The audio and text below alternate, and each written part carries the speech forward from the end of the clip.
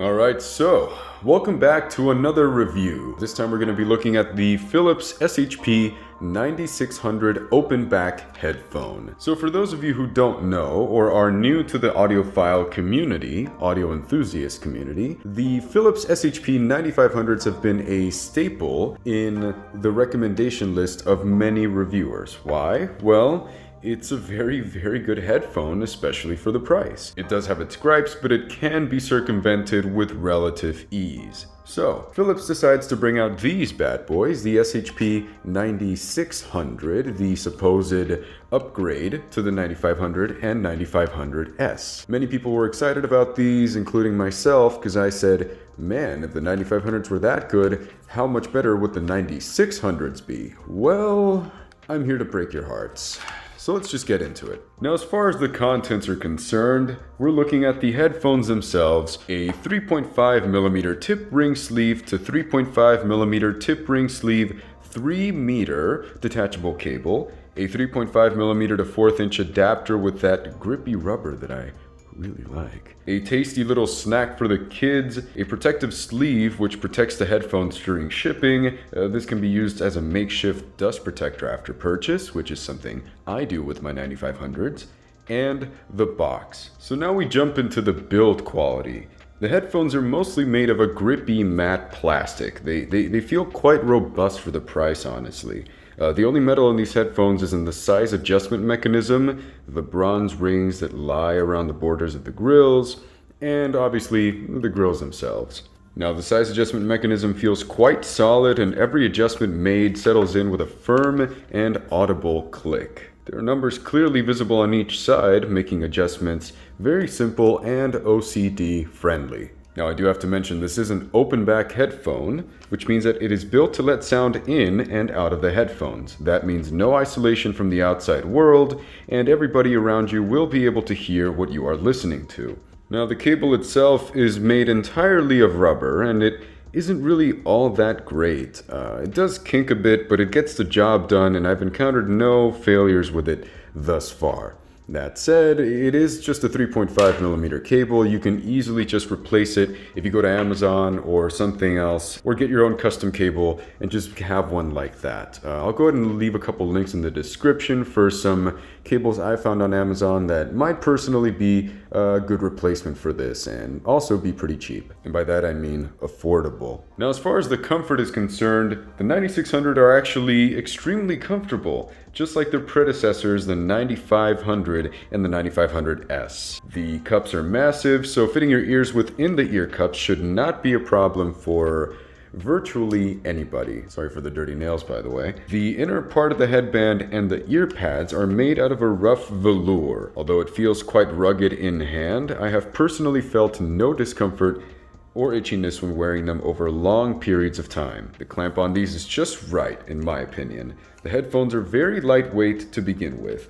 Combine that with the right amount of clamp force and you get something really comfortable and functional. Now, the fact that the cable is one-sided will always be a personal nitpick of mine, but it really shouldn't be a problem to just sling it over to one side like a seatbelt. Now, as far as amplification is concerned, on the THX AAA 789, I personally run these at gain 2 between 10 to 10:30 a.m. On gain 1, I run these at high noon. Now we jump into the sound portion. Now, before we begin, let me add that the following impressions are of the 9600 without the utilization of any EQ whatsoever. We will go over the results of EQ adjustments in the notes and observations portion of this review. Now, with that out of the way, let's begin. Let's start off with the bass.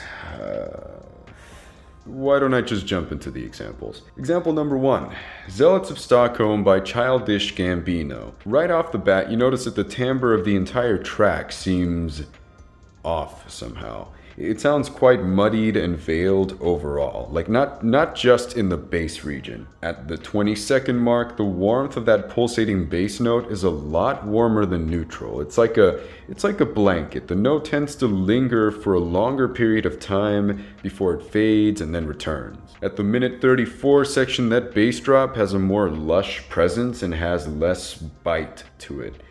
You could say that it's kind of like a cut of steak with less of the meat, the reds, and more of the fat. Now last of all, the 305-minute mark. Because it is a more budget-friendly open back headphone, you can expect its bass response to extend a bit less than a closed back or higher end headphone can. However, it really dropped the ball on this one.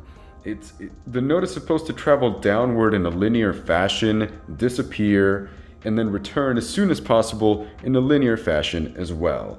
Well, it didn't do that. Instead, you get a warm note that's present, and then just gone. Then it returns rather late, but in a very steep manner, like all of a sudden it's there. And it's as powerful as before it left. Example number 2, The Hammer by Deathclock. In this particular track, the rhythm guitars were mixed to have a warmer and beefier tone to them.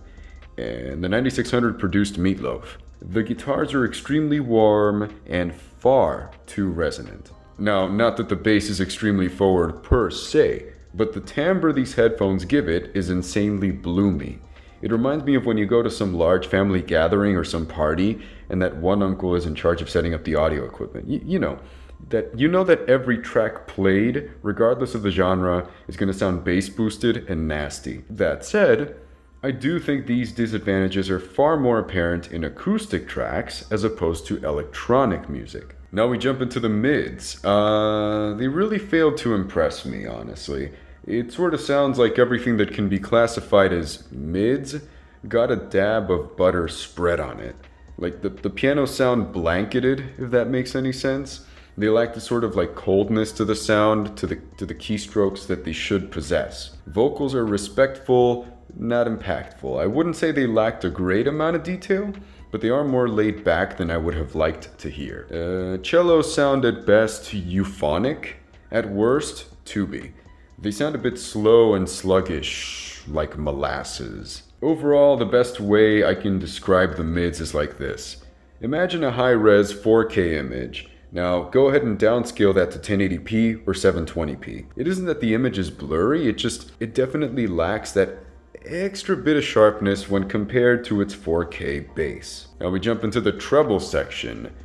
These are definitely on the neutral to dark side of things. It really reminds me of that so-called Sennheiser veil that people complain so much about. Now I can definitely pick up details with the 9600, but every part of the highs has that sort of muffled timbre to it.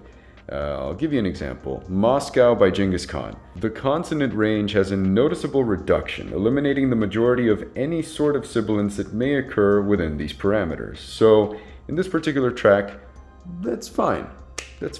But I picked up a particular hump in the treble response where some cymbals and other high-end percussive instruments lie. To my ears, that lies close to neutral, but still sits slightly below the line. For example, Cowboys from Hell by Pantera, the Best of Pantera 2003 album. In this particular recording, the mix has been amplified to match the loudness levels of modern tracks without modifying the mix in any other way. Therefore, this track should have slightly forward cymbals, right? What you get with the 9600 is a slightly below neutral reproduction, or if anything at all, right at neutral. Now I'll give you another example. The Art of Shredding by Pantera from the 20th Anniversary Deluxe Edition album. Now this version of the album was amplified in loudness, but also boosted in the upper and lower end to sound a bit more dynamic and impactful. That's a move that I personally disliked, but it is what it is. Because of these modifications, the cymbals should sound very forward and shiny. With the 9600, they only sound moderately forward. So, silver lining, I guess. Now with Soundstage and Imaging, the soundstage on the 9600 is reasonably wide. They won't exactly flip your lid in awe, but they definitely possess a good amount of room for instruments to breathe. The imaging on this headphone it's not terrible. It does what it's supposed to do, but it really didn't blow me away either. There were no distinct cues that I was able to pick up from any of my particular imaging test tracks. For example, Devilman no Uta from Devilman Crybaby. At the minute 42 mark, you can hear claps that are slightly off-center and vary in position by very small increments each time they appear. This is a nuance that I could really only pick up from headphones like the Sennheiser HD800s and the HD800S.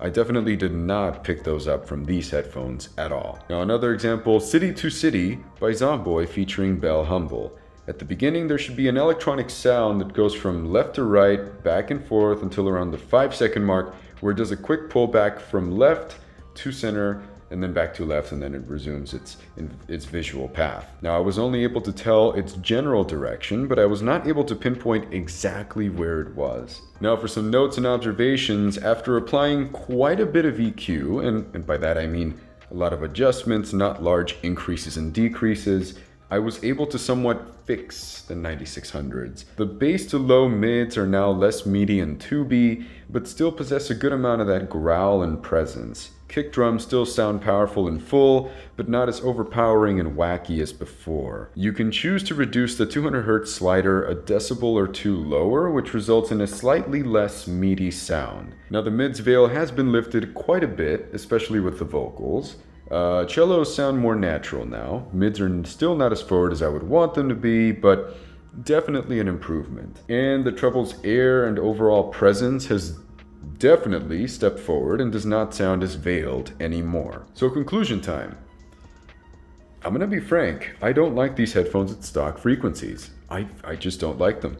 They're just way too warm and dark for my preferences. However, my take on these changed considerably after applying that EQ. Now, currently these sit at around $130 on Amazon, but they do happen to drop in price a bit every now and then. At $130, I do believe there are better options out there to consider within a similar price range. However, if you are lucky enough to find them at a discount, they can be a pretty decent purchase. I'd say these are the ideal headphone for someone whose only audio experience is mainstream Beats or Sony's or Skullcandy headphones and want to delve into the audiophile community with a sound signature that isn't such a stark contrast from what's familiar to them. These people don't know highs after all. You'll have to excuse them. If you are looking for something warm and relaxed, these are a great option for you, but just please use EQ. It'll go a long way, I promise. So that's going to do it for me. Don't forget to like, comment, and subscribe. Go ahead and check out those links for additional cables for these for aftermarket replacements. These will be linked to Amazon as well. Remember, I am an affiliate, so if you use my links, you help out the channel, give me a little kickback, and I really appreciate that. Now, yeah, go ahead and enjoy your audio. Thank you very much, and I'll see you in the next one.